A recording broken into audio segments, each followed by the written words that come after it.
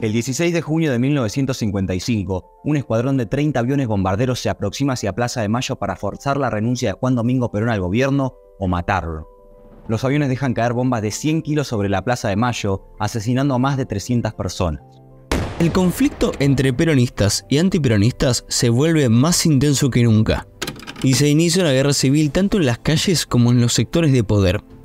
Finalmente, el 16 de septiembre de 1955, un grupo de oficiales opositores a Perón toma las principales guarniciones militares de Córdoba, Mendoza y Bahía Blanca, poniendo en jaque al gobierno de Perón, quien cede su cargo exiliándose en el extranjero. El 16 de septiembre de 1955, un comunicado del gobierno de facto que derrocó a Perón trata de aclarar el nombre que había adoptado el golpe de Estado.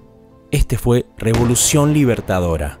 Pero esta revolución, ¿fue realmente libertadora? La intención de la llamada Revolución Libertadora era erradicar cualquier rastro de Juan Domingo Perón y su gobierno constitucional.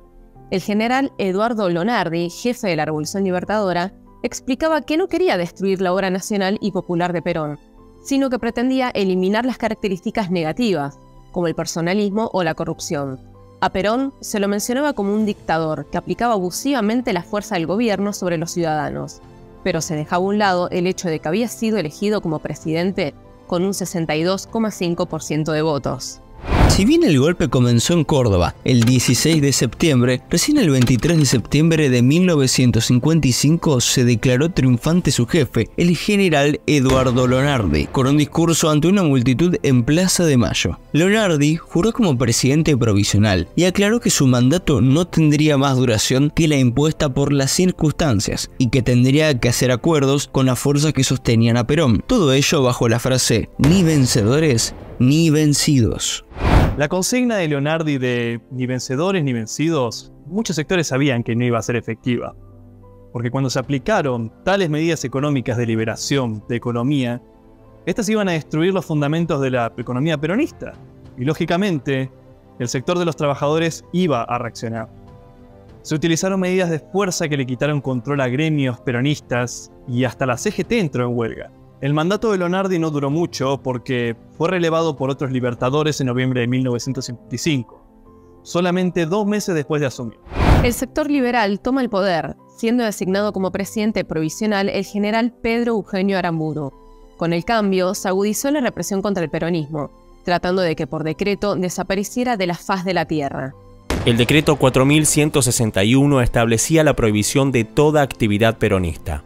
Era un delito el solo hecho de nombrar a Perón y a Eva Perón, tener sus retratos, portar sus símbolos, cantar la marcha peronista, entre otros. El odio a Perón era tal que se prohibió al pueblo cualquier mención o referencia a él. Aunque las leyes deberían ser iguales para todo el país, se estableció una cláusula contra una persona en particular. El resto de las medidas también fueron terribles. Se intervino a la CGT, se asaltaron los locales del partido, se encarceló a los dirigentes más representativos y se secuestró el cadáver de Evita. A esta política antiperonista tan estricta se la llamó gorila, término que perdura hasta nuestros días. Las reacciones peronistas en respuesta no se hicieron esperar. Durante un periodo de 18 años que su líder estuvo en el exilio, se vislumbraron 3 posturas.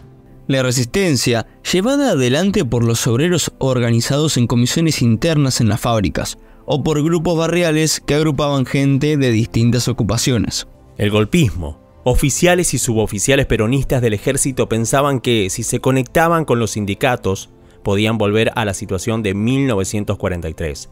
Esta línea estaba apoyada por unos 4.000 sindicalistas proscriptos. La negociación. Políticos y sindicalistas peronistas trataron de negociar con los sectores legalistas del gobierno y del ejército para volver a una especie de situación de pleno derecho constitucional.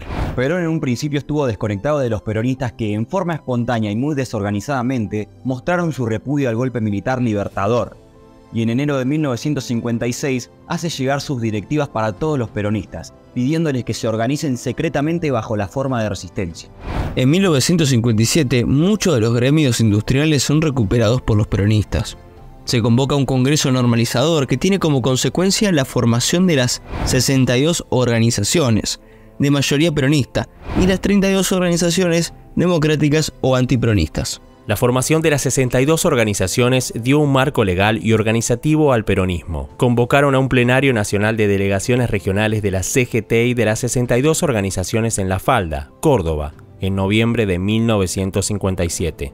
De allí surgió un programa reivindicativo donde se pidió la reimplantación de la política económica nacional que estaba en vigencia en el gobierno de Perón, con fomento a la industria nacional, control y planificación de la economía por parte del Estado y defensa de la soberanía nacional. No olvidemos que el 27 de abril de 1956 se había vuelto por decreto a la constitución anterior para darle un sustento legal a la medida y ver de qué modo se comportaba el electorado peronista después de 2 años de golpe. Se convocó a la votación para convencionales constituyentes. Para las elecciones presidenciales, Aramburu confiaba en el continuismo que le daría la gestión de Ricardo Balbín, de la Unión Cívica Radical del Pueblo, seguro candidato ganador con la proscripción del peronismo, pero no contaba con el pacto que Arturo Frondizi hizo con Perón para obtener su caudal de votos. Frondizi prometía legalizar el partido peronista y llevar adelante un programa nacional y popular. Gracias a la suma de muchos votos peronistas, finalmente gana Frondizi. Y ahí va a comenzar un nuevo capítulo de nuestra historia. Como podemos ver, por un lado, la autodenominada Revolución Libertadora no fue realmente libertadora, porque el pueblo no quería liberarse de Perón, sino algunos sectores que se oponían a él, como la Iglesia, el Ejército y la Marina. Y por otra parte, podemos decir que esta revolución tampoco logró su objetivo, que era desperonizar al país. Es más, terminó fortaleciendo el peronismo, ya que como vimos, aún desde el exilio, Perón continuó siendo una personalidad sumamente importante en la política argentina, y hasta el día de hoy, la figura de Perón sigue arraigada en nuestra historia.